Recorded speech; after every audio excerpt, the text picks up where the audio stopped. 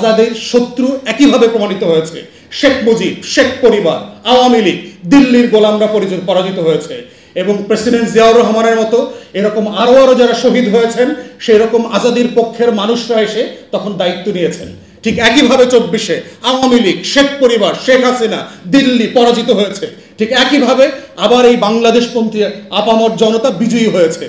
বাংলাদেশে দেখবেন যে বিভিন্ন ফোরামে এবং ইন্টারন্যাশনাল কমিউনিটির সাথে যখন আমরা মিট করি তখন আমাদেরকে প্রায় জিজ্ঞেস করা হয় যে আওয়ামী লীগকে রাজনীতিতে অথবা নির্বাচনে অংশগ্রহণ করতে না দিলে দেশে স্থিতিশীলতা থাকবে কিনা, নির্বাচন সুষ্ঠু গ্রহণযোগ্য হবে কিনা, এই প্রশ্নগুলোকে ডিল করতে হয়। প্রশ্ন হচ্ছে যে ইতিহাসের পরম্পরা বারবার প্রমাণ করেছে যে আওয়ামী লীগ রাজনৈতিক দলের ডেফিনেশনে পড়ে না। সে হচ্ছে একটা ন্যাশনাল সিকিউরিটি থ্রেট, জাতীয় নিরাপত্তার হুমকি। আওয়ামী লীগের জন্ম হচ্ছে আজন্ম পাপ এবং আমাদের নিরাপত্তার হুমকি। ওর জন্ম কিন্তু পলাশী দিবসে, বারবার বলেছি, দেশবাসীকে বুঝতে হবে। এবং এটা কাকতালীয় হইতে পারে, বাট দিন শেষে 1949 সালের 23শে জুন পলাশী দিবসে তার জন্ম। তো ওর জন্মটাই হচ্ছে আজন্ম পাপ, যে ওর জন্মটাই হচ্ছে একটা প্রতিবন্ধত্ব নিয়ে জন্মাইছে যে ও শুধুমাত্র বাংলাদেশের স্বাধীনতা সার্বভৌমত্বের ক্ষতি করবে। এই ক্ষতি করার মধ্য দিয়ে এটাই তার ব্লাড ফ্লো, এটাই তার ব্লাড সার্কুলেশন তৈরি করে, এটাই তার পলিটিক্যাল ডায়ালিসিস। আওয়ামী লীগের পলিটিক্যাল ডায়ালিসিসের প্রসেস হচ্ছে যে বাংলাদেশের স্বাধীনতা সার্বভৌমত্বকে ধ্বংস করে দিল্লির গোলামি কায়েম করবার মধ্য দিয়ে তার রাজনীতি এবং তার রাষ্ট্র কাঠামো গঠন করা। এবং এইটা বোঝার মধ্য দিয়ে হচ্ছে আমার মাটির, আমার জমিনের আজাদির লড়াই, এটা বুঝতে হবে। এবং এই ফ্রেমটা ধরলেই বোঝা যাবে যে ইন্ডিয়ান হেজিমনি কিভাবে ওয়ার্ক করে।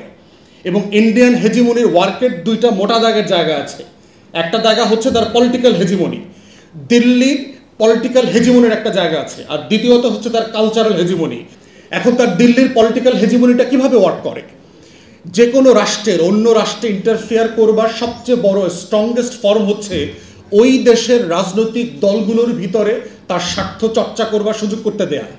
এবং বাংলাদেশের ইতিহাস সাক্ষী বরংবার প্রমাণিত হয়েছে, পরম্পরায় আমরা দেখেছি বারবার যে কিভাবে আওয়ামী লীগের মধ্য দিয়ে দিল্লি তার পারপাস সার্ভ করেছে। এই জন্য দেখবেন যে 71 সালে যখন যুদ্ধ প্রস্তুতি চলছে তখন আমাদের প্রবাসী সরকার কোথায় গঠিত হবে সেটা নিয়ে কিন্তু একটা তর্ক ছিল।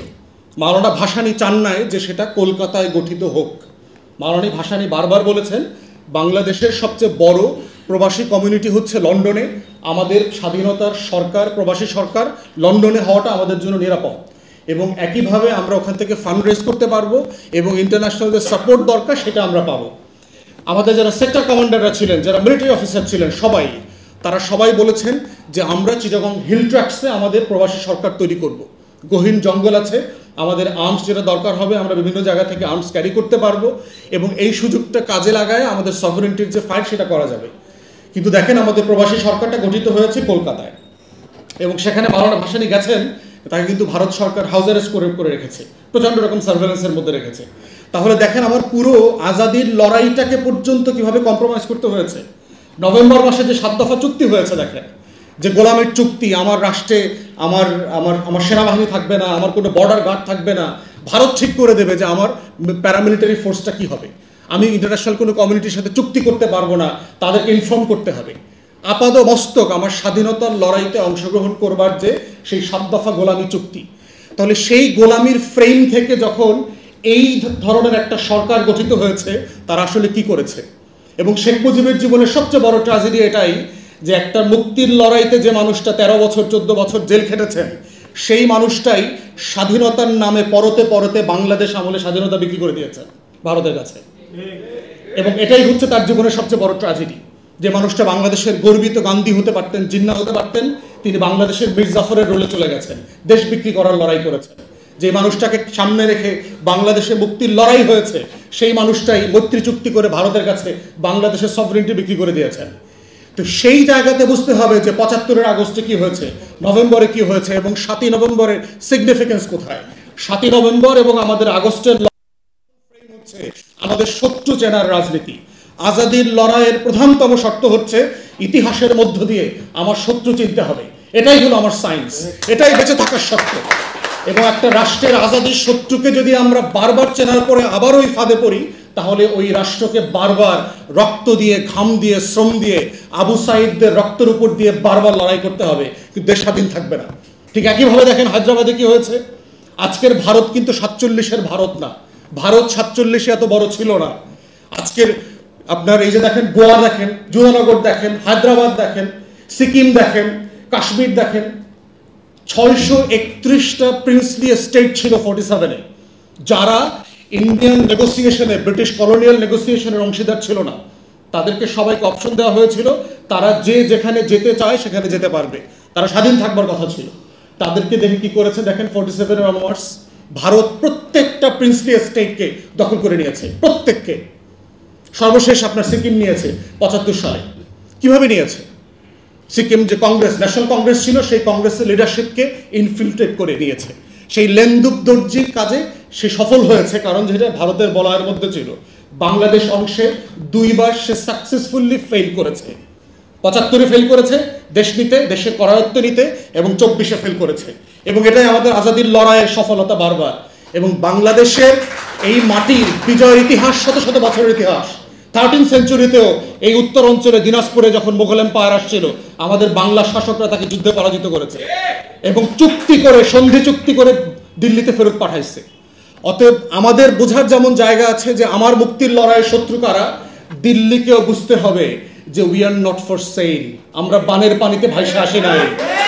আমাদের লড়াইয়ের হাজার বছরের এক্সাম্পল আছে। আমাদের হাজার হাজার শহীদরা জীবিত আকারে এই মাটিতে চড়ে বেড়ায় শুধুমাত্র সার্বভৌমত্বের জন্য জীবন দেবে বলে। অতএব সেই জায়গাতে 75 এবং 24-এর মিলের অমিলের জায়গাটা হচ্ছে এইখানে, যে আজাদের শত্রু একইভাবে প্রমাণিত হয়েছে।